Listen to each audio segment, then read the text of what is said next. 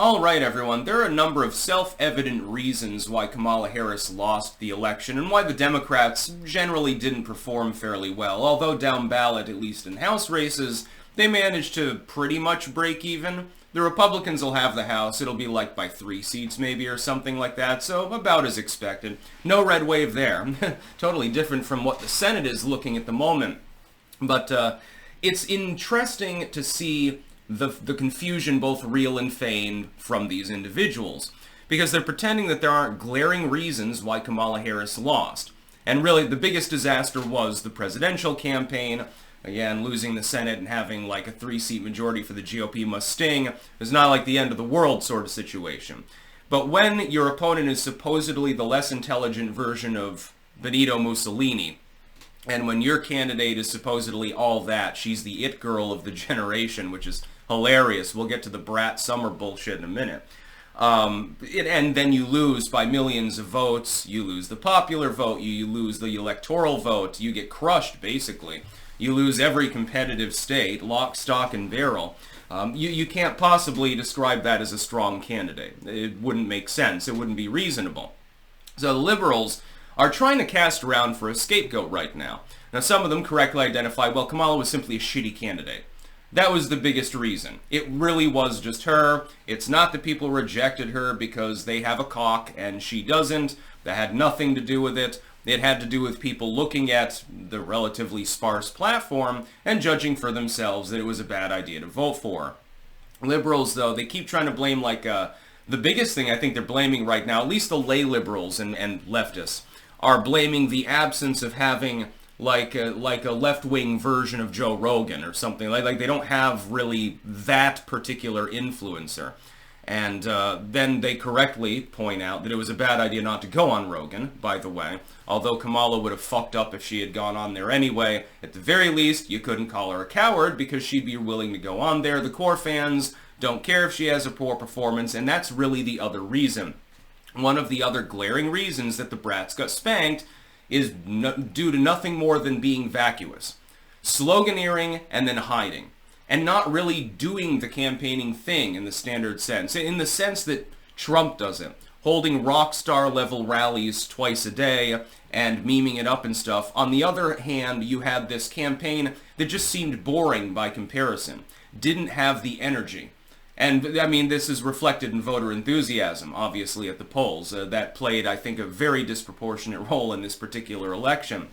We spanked the Brats because it's more like we got tired of the shit economy. Kamala never differentiated herself from Biden.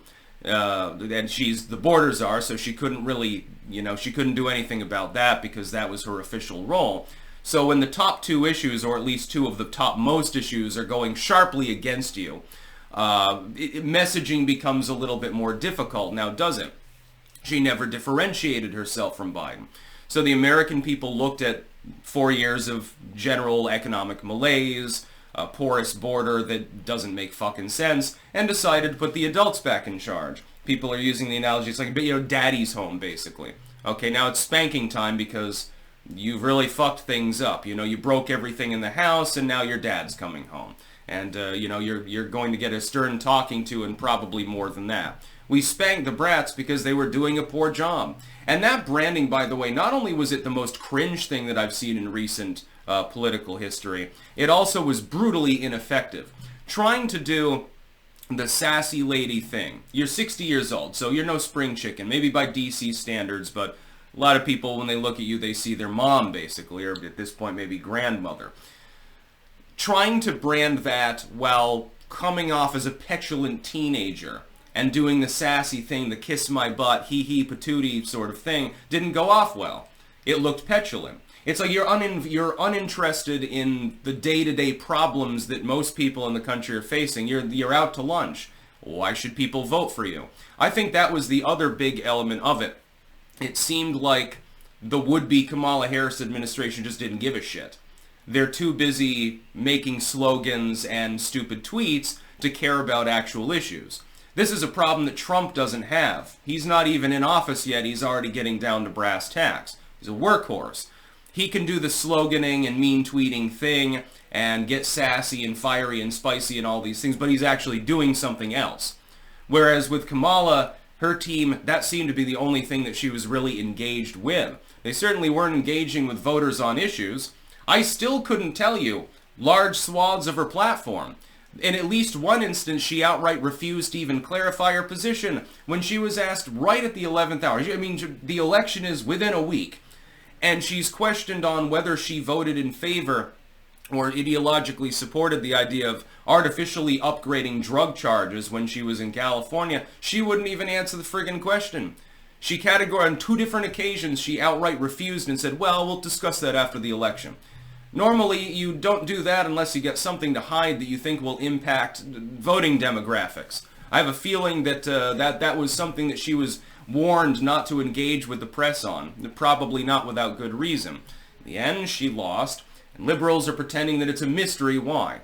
Well, those are the reasons. I could name 1,000 others. Unlikable, the sassy lady thing turned off male voters. You've got interracial fighting within the Democratic Party. You've got the far left that's completely non-compliant at this point with the unipartyists and is going completely AWOL, led by Sanders still, which is hysterical considering his age and geographic proximity here. Every problem that could plague the campaign basically was there, other than you never ran out of funding. And by the way, the campaign raked in over $1 billion in donations and still managed to run up $20 million worth of debt thereafter. That's very interesting. True neoliberals, they can't balance the checkbook. They have sure ideas. Well, I'll just print more money, and then magically my campaign will be flush again. It's not how it works, but it seems to be how these people's minds work. That's about all. Peace out.